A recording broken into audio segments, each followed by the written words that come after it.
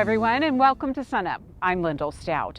Spring calving is right around the corner or already underway for many of you. And of course, healthy calves are of utmost importance. So that's where we begin today with OSU Extension beef cattle specialist and veterinarian Dr. Rosslyn Biggs talking about antibiotic-resistant parasites.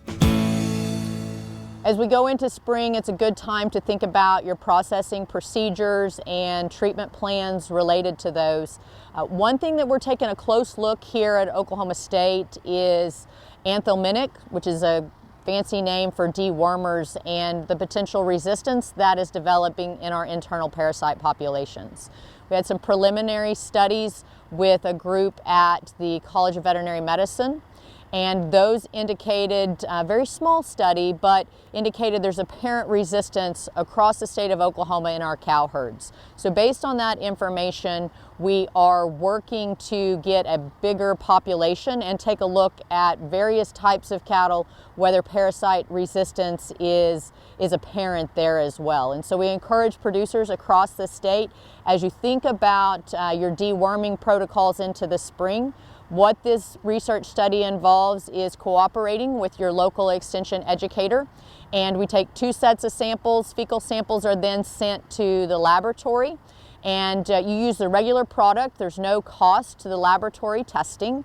They're evaluated at the laboratory, and then we come back and take another set of samples about 2 weeks later after deworming to see, have the products you've been using be effective. So not only for the pharmaceutical stewardship of dewormers, we want to keep these products on our shelves as long as possible doing the job that they're supposed to be doing, but it also can impact your bottom line. It may give you information in cooperation with your veterinarian to more effectively and efficiently, including cost, be able to treat your herd. So for those producers that have questions about deworming in their herd, we encourage you to visit with your veterinarian and or your local extension educator.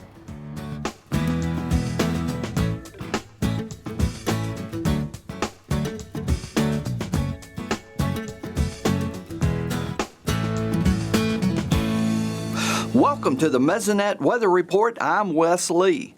The weather this year has been a little more suitable for wheat production than in the previous few years.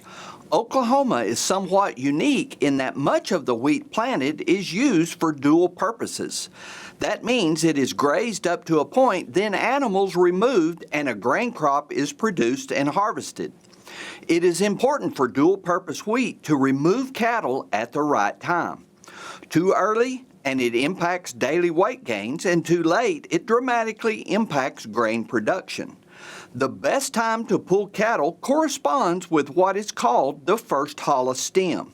This is where the grain head moves up from the plant crown, leaving below it a hollow stem of 5/8 of an inch or more. Research shows that leaving cattle on after first hollow stem can reduce grain yields from 1 to 5% per day. Mesonet has a tool called the First Hollow Stem Advisor that can help producers time when to pull cattle. As with all Mesonet ag tools, there is a simple how-to-use instruction sheet linked on the main page. The tool utilizes soil temperatures to run 3 different models dependent upon wheat variety. Wheat genetics determine whether the early, middle, or late model is used for your location. If you don't know which section your planted wheat variety falls in, you can find the ratings for the most commonly planted varieties in a drop-down menu. The maps are all color-coded. When reds start to show up on the map, that means there is at least a 50% probability the plant has reached first hollow stem. As of midweek, the early varieties map was showing red in the southern tier of counties, while the middle and late models had not reached that stage yet. We recommend using this tool to determine when to physically get out into the field to scout for first hollow stem. Individual fields will vary based upon variety, grazing pressure, planting date, and environmental conditions. Maps are also available for 1 and 2 weeks into the future. These are not based on weather forecasts, but on long-term historical soil temperature data. Medium variety map for mid next week shows red areas expanding into the far southern counties. The map for 2 weeks shows the red area expanding towards the middle of the state, especially in the east. You can also use the tool to look at individual Mesonet sites. Just select the site you want on the right side of the tool and press Get Data. A chart and table for that site will be produced. Showing here is the model for early varieties at Weatherford. The red shows heat units that have been measured, and the blue is the expected 1 and 2 week values. The table below shows the daily heat units, the accumulated values, and the percent probability of reaching first hollow stem. Gary is on the road this week, but we both expect to see you next week on the Mesonet Weather Report. To graze out or not to graze out, that's a decision many producers are making right now amid warm, sunny days and with a very good-looking wheat crop. For some help weighing the pros and cons, here's Dr. Eric DeVuyst. Well, for the past couple of weeks here on SUNUP, we've been talking first hollow stem, but not so much the economics of it. So Eric, when it comes to leaving cattle on past first hollow stem too long, what can happen? You're going to lose money. Yeah, that's not good. That's what it comes down to. A year ago, just about a year ago, we had this conversation. Wheat price was $7.50. Value of stocker gains, we were talking about $140 a hundredweight for stocker gains. Now we've taken a couple bucks off the wheat market. We've put another 40, 50 bucks onto that value of gain. And so I ran the numbers again this week. Still don't do it. There's 2 studies we go back to look at this. There's a Pfizer et al. Study and the Redmond et al. Study. In the Pfizer study, they were grazing stockpiled forage. And that's not the norm. As you look out here, this would be more what you would see after cattle have been out here. And so the Redmond study looked at a more typically grazed pasture, and what we found was that you're going to take off quite a bit of yield and subsequently net return per acre if you extend the grazing past first hollow stem. So when we run the economics, just 1 day past first hollow stem, you're going to be back $6.20 an acre roughly. When we go to 7 days past first hollow stem, that jumps up to about 41 bucks an acre. Wow. You're going to be back. And so that takes into consideration the value of gain on the cattle, the lost wheat yield, the added nitrogen you have to put back on, because when you're removing that leaf tissue, that plant's got to put it back on if it's going to produce a seed head, and the opportunity cost of those cattle, because you didn't sell them, so you didn't get that money in to repay the operating note, to buy chemical or whatever you need for the coming year. And so when you take that into consideration, you're going to be back after 7 days, 41 bucks. So, how low would wheat prices have to be to kind of justify keeping cattle on past first hollow stem? Right now, if wheat price was $2 a bushel and value of stocker gains is $1.90 a pound, you're just about break even if you extended your grazing. So it'd have to drop quite a bit. Yep. Yeah. Yep. Kim Anderson's saying that, wheat prices have bottomed out, but still that's, not quite $2. We're not going to make $2. I'm not a marketing economist, but I'll go out on a limb there and make that prediction that this spring they're not going to $2. So with wheat prices what they are, like how high would the value of gain need to be to justify it? We'd need about $5 a pound to justify extended grazing when wheat's $5.50. So I don't see that happening anytime soon either. Yeah. So, going back onto the wheat yield, how low would that have to be? Wheat yield would have to be under 14 bushels at the current prices to justify even, looking at extended grazing. So the bottom line is, extending grazing in this market, especially as good as the wheat's looking, we can't justify it. Pull those cattle before first hollow stem. Yeah, we can't risk losing all this good moisture that we've gotten in a really strange January and February so far. All righty, thanks, Eric. Dr. Eric DeVuyst, agriculture economist here at Oklahoma State University. And if you'd like a link to the Mesonet First Hollow Stem Advisor tool, just go to our website, sunup.okstate.edu.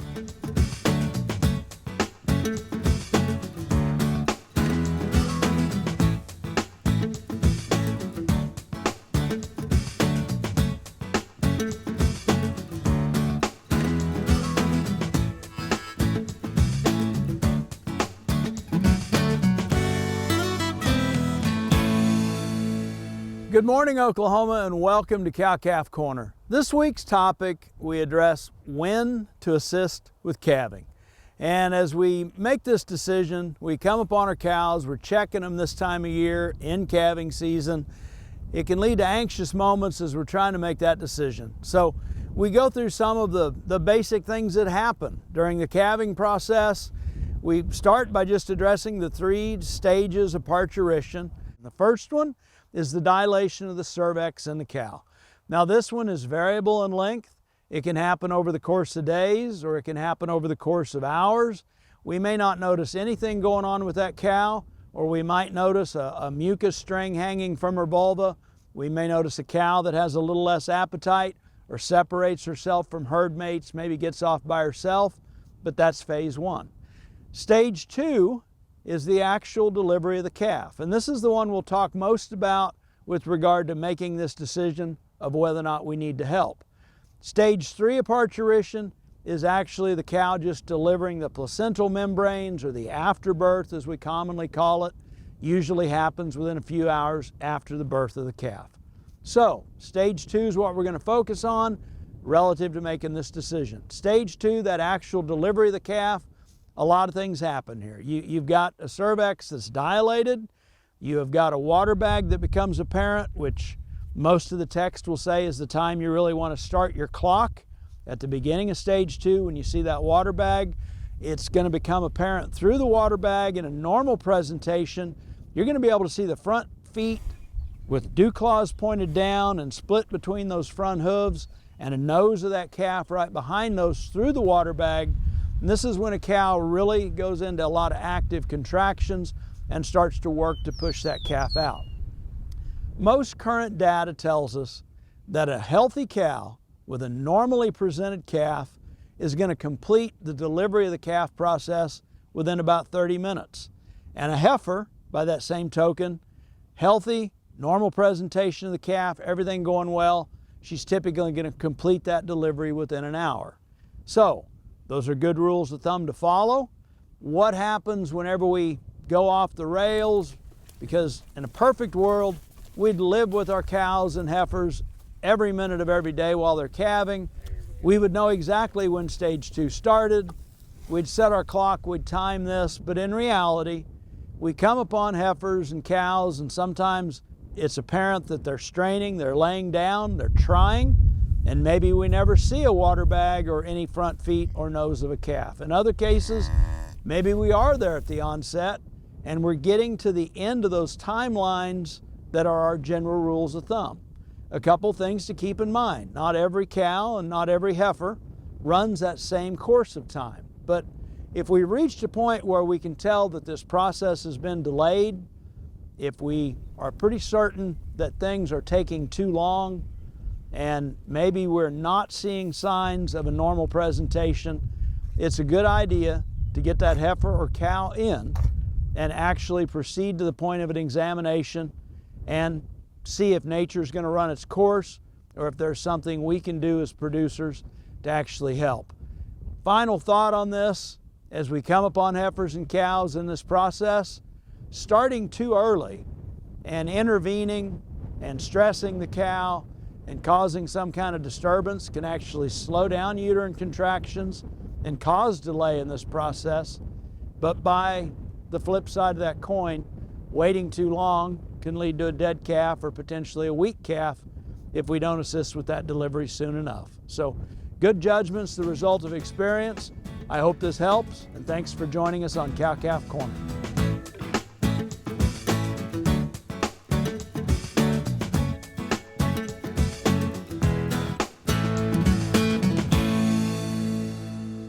We're here with Kim Anderson now to look at the crop markets. So Kim, the USDA just released the 2024 situation outlook estimates. But before we get into that, what did the crop prices do this past week? Well, you look at prices, let's go back several months. Prices have just been going down.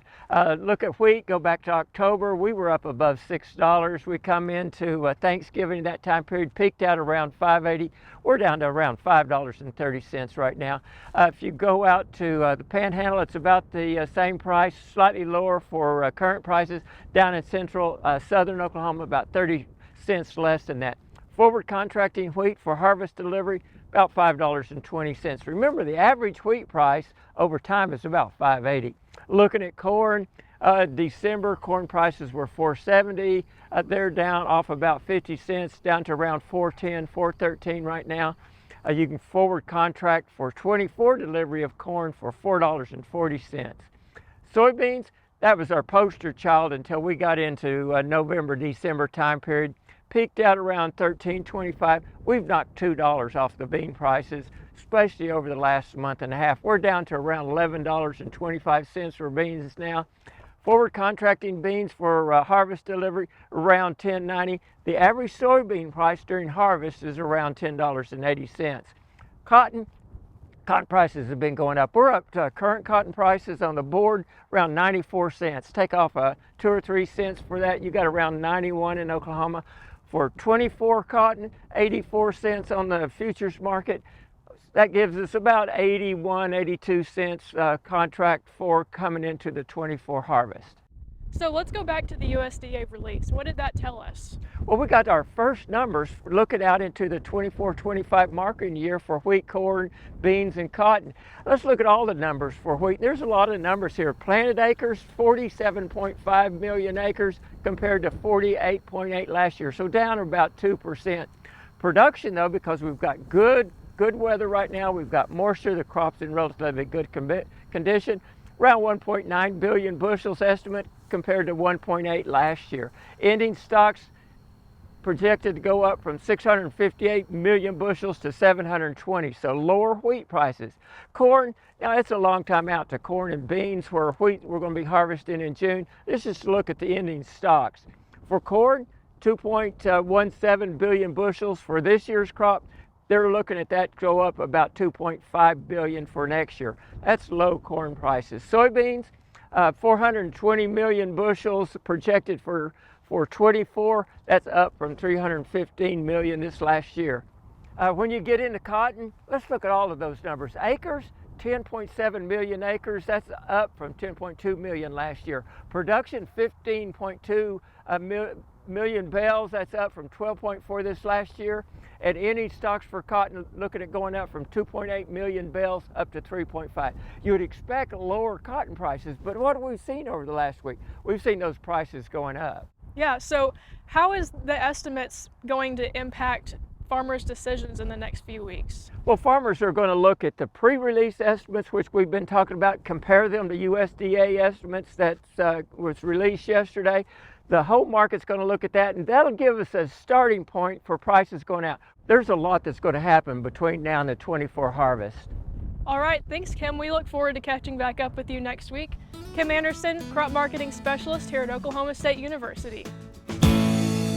And just a quick reminder to let you know that the upcoming 2024 OSU Extension Grape Management course is now open for registration. The course is a great opportunity for growers of all levels of experience to come learn about pruning, the economics of grape growing, soil and water quality, and disease management.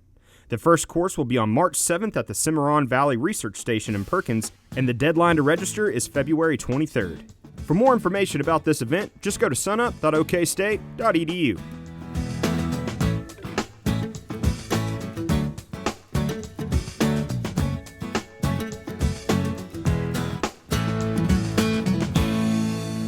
There are several things that pond owners may not be thinking about all the time that they need to be aware of, that they need to be monitoring in order to avoid some serious problems that develop and unfold slowly but can be impractical to fix once they are full blown. Begin by always keeping in mind that your pond is surrounded by a watershed area, a drainage area, and everything that is above your pond is at risk of harming your pond, perhaps in some way. The number one contaminant we have of ponds and other water bodies in Oklahoma is silt and clay from actively eroding areas. The clay makes a terrible mess of the pond and reduces the carrying capacity for the fish. And the silt is a little bit more invisible, but it's just as harmful in that it fills in the pond basin, reducing your storage volume and perhaps leading to the need for some expensive clean-out procedures during future drought periods. So anything you can do to head off erosion in the watershed above you is going to be very cost effective. The second item to be aware of is that too much in the way of livestock access can degrade the pond and shorten its lifetime. Be on the lookout for shallowing edges from cattle getting in and out, or cattle trails along the dam. Either of these items can lead to costly potential rebuilding situations, and it may also be indicative of too much livestock waste being deposited in a pond, leading to low water quality problems for the cattle themselves. If you suspect this, get in touch with us and see if we can't work with you to come up with some possible ways to reduce livestock access while maintaining that water source for your cattle. Item 3 that people let creep up on them is plant overabundance. If your pond is getting weedy, it's a year-to-year increase. If you're seeing this trend, snap some pictures of the overall situation, get some close-ups of the problem plant themselves, and work with your county office to see if there isn't an herbicide solution that might work in the short term and some longer-term management steps that may help to turn things back in the right direction. Item 4 would be poor fishing. Are you beginning to see overabundant small fish of any type or variety? If so, grab a few pictures of your catch and visit with us or the wildlife department to see if we can't come up with some ideas for you on how to get your pond back into balance. Early action is better than late. We can't always turn the situation around, but if we get after it, sometimes just through heavy selective fishing, we can begin to restore the balance situation in the pond. If any of these 4 points or anything else rings a bell in your mind as to things you might want to be doing with your pond, please get in touch with us through your county extension office. Finally, today we are arming you with information with a look at some OSU Extension resources to help you make farming decisions. Here's our area agronomist, Josh Bushong. This time of year, especially crops like wheat, we're out looking at our fields, doing a lot of assessing. We also have a lot of tools we can use that are in our toolbox. A lot of digital tools that we're using. Name one would be Mesonet, mesonet.org. Excellent source of tools for our crop producers out there. We have some really keen ones this time of year, ideally the First Solid Stem app, where you can go on there and get kind of a sense on how far along the crop should be this time of year according to what kind of heat units we've absorbed so far. You can put in your planting date, some variety information, what kind of maturity your wheat is. It'll give you an idea what kind of likelihood you are at First Solid Stem. Obviously nothing beats going out and checking your own fields for your own conditions, but that is a tool you can use on your phone, on your computer at home, wherever in your office. Another one we've looked at in the past is Canopeo, which is a phone app available to any smartphone. You got Androids and Apples able to download that app. So that Canopeo app is just taking a picture with your smartphone, and then it'll convert it and it'll tell you what % green ground cover you have on your farm. So it's not going to tell you how much vegetation you have or how much biomass. It's just showing you how much of the ground is actually covered by green material. And so we're able to use that data. Some previous researchers, previous small grain specialists at OSU, and we made some fact sheets showing, well, how much green ground cover at certain stages. So when we're going into dormancy, when we're coming out and pulling stalkers off, how much green ground cover is going to be beneficial or ideal to still raise a grain crop. And so that's a tool, a free tool you can use.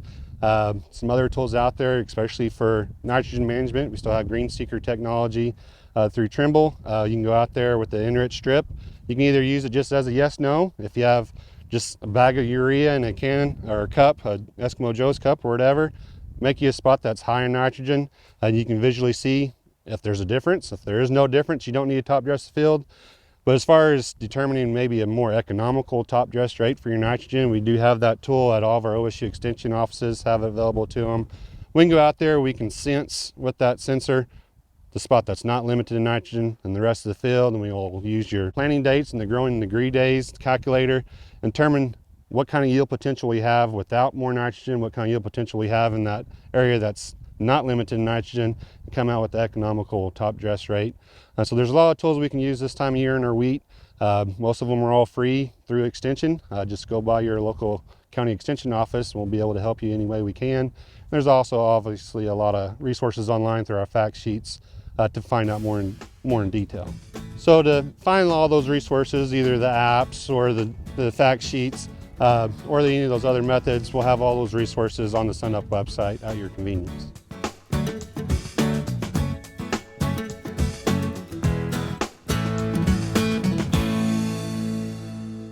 That'll do it for our show this week. A reminder, you can see us anytime at sunup.okstate.edu and also follow us on YouTube and social media. I'm Lyndall Stout. Have a great week, everyone, and remember, Oklahoma agriculture starts at sunup.